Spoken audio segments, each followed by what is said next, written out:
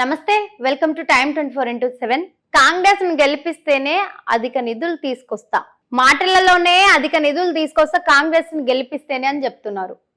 ఇప్పుడున్నటువంటి కాంగ్రెస్ ప్రభుత్వం ఏం చేస్తుంది ఇంతకు ప్రజలకి? అసలు ఎందుకు ఈ మాట అనాల్సి వచ్చింది? ఆ మాట అనే వెనుక ఏముంది? అందులో ఎవరెవరు ఉన్నారో చూద్దాం.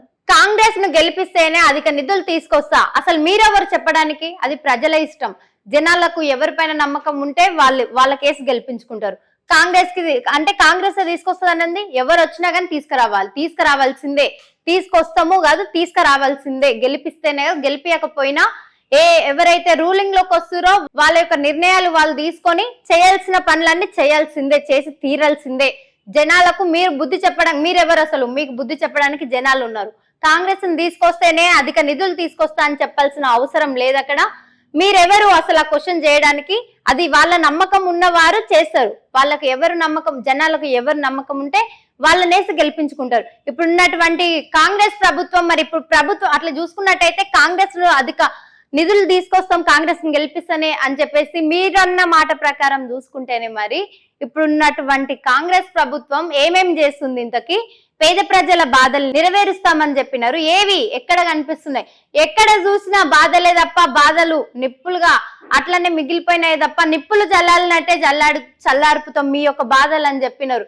ఏవి అక్కడ మాటలే మూటలు కట్టిరు తప్ప చేయడం ఏం లేదు. ఇప్పుడు చూసినట్టయితే కళాశాలలలో చూస్తే, గ్రంథాలయాల సైడ్ చూసిన ఒక విద్యార్థులకి చక్కగా కళాశాలలు చక్కగా కట్టించినారా అంటే ఏం లేదు. అక్కడ వాళ్ళకు ఉన్నటువంటి తిండిలో చూస్తే ఏం లేదు. విద్యార్థుల సైడ్ చూస్తే పోనీ మహిళలకు ఫ్రీ బస్సు పెట్టి అదేమైనా యూజ్ ఉన్నదా అంటే ఏం లేదు. మంచిగా ఉన్న వాళ్ళని జడగొట్టినట్టే ఉంది. మరి అట్లా చూసుకుంటే మహిళలకు ఫ్రీ బస్ ఇచ్చినారు, అక్కడ ఉన్నటువంటి పురుషులు అయితే ఎవరెవరు ఉన్నారో వాళ్ళకి టికెట్లు పెంచి పడేసారు. అక్కడ మీరేం చేసినట్టు చక్కదిద్దినట్టుంది. ఎక్కడ చూసినా దొండే అన్నట్టే ఉంది. చూద్దాం మరి ఈ కాంగ్రెస్ ని గెలిపిస్తే అధిక నిధులు ఎందుకు తీసుకొస్తారో కూడా చూద్దాం. ఎవరెవరు ఉన్నారో అందులో. మంత్రి కోమటిరెడ్డి వెంకటరెడ్డి, ఈ యొక్క మంత్రి అయితే ఎవరైతే ఉన్నారో కోమటిరెడ్డి వెంకటరెడ్డి, ఆయన మంత్రి పేరు. కాంగ్రెస్ అభ్యర్థుల తరపున ప్రచారం, కాంగ్రెస్ నుండి అయితే ఒక ప్రచారం నిర్వహించారు. అక్కడ నల్గొండ ప్రజలతో తనకు విడదీయరాని ఆత్మవిబంధం ఉందని, 5 సార్లు ఎమ్మెల్యే గెలిపించిన ప్రజల రుణం తీసుకోలేదని రాష్ట్ర రోడ్ల భవనాలు సినిమాటోగ్రఫీ శాఖ మంత్రి కోమటిరెడ్డి వెంకటరెడ్డి అన్నారు. ఈయనైతే ఈ యొక్క 4 సార్లు ఎమ్మెల్యేగా గెలిపించినటువంటి ప్రజల రుణం అయితే తీర్చుకోలేదని అన్నాడు. మొత్తం మీద అయితే చెప్పేసిండు, ఆయన మాటలనే ఆయన చెప్పేసిండు.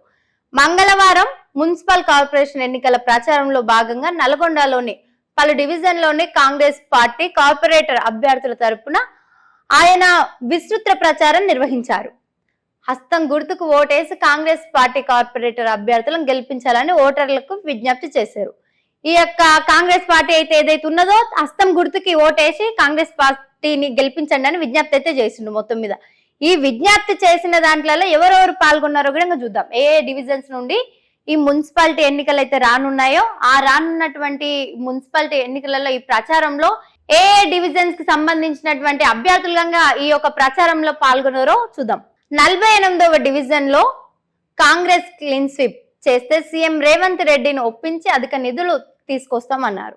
ఈ 41 డివిజన్ లో కాంగ్రెస్ క్లీన్ స్వీప్ ని ఒప్పిస్తే సీఎం రేవంత్ రెడ్డిని ఒప్పించి అధిక నిధులు తీసుకురావడానికి, అంటే మీ మాటలు వినే వ్యక్త సీఎం అంటే అందరికి మంచి చేసే వ్యక్త, లేదంటే ఏ యొక్క కాంగ్రెస్ పార్టీ ఉందో ఆ కాంగ్రెస్ పార్టీ యొక్క వ్యక్తులు, ఆ కాంగ్రెస్ లో ఉన్నటువంటి వ్యక్తుల మాట వినే వ్యక్త అంటే ఇక్కడనే మీ మాటలలోనే అర్థమవుతుంది. అంటే మీ అందరూ ఏదనుకుంటే అదా, మీరు ఒప్పించడానికి మీరెవరు? అసలుకి ఎవరున్నా చేయాల్సిందే. సీఎం గా వచ్చిండు కాబట్టి చేసి తీరాల్సిందే, చేయాల్సిందే. అసలు మీరెవరు ఆయనను ఒప్పించి తీసుకురావడానికి, నిధులు తీసుకురావడానికి? చూద్దాం మరి.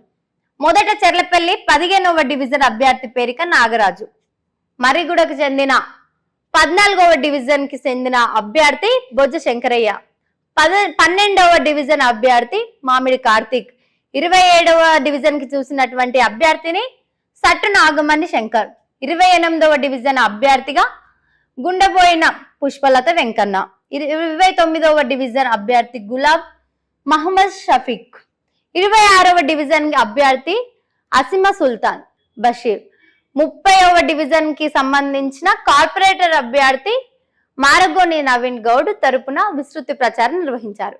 ఇంతమంది కలిసి ఇన్ని డివిజన్స్ కి సంబంధించినటువంటి మనుషులు కలిసి ఇంతమంది కలిసి ఈ యొక్క ప్రచారాన్ని అయితే నిర్వహించారు. ఇంతకు ఆ ప్రచారంలో ఏం చెప్పినారు మరి? నల్గొండలోని తన ఇల్లు, కుటుంబం, ప్రాణం అని పేద ప్రజల మధ్య ఉండటం తనకిష్టమన్నారు.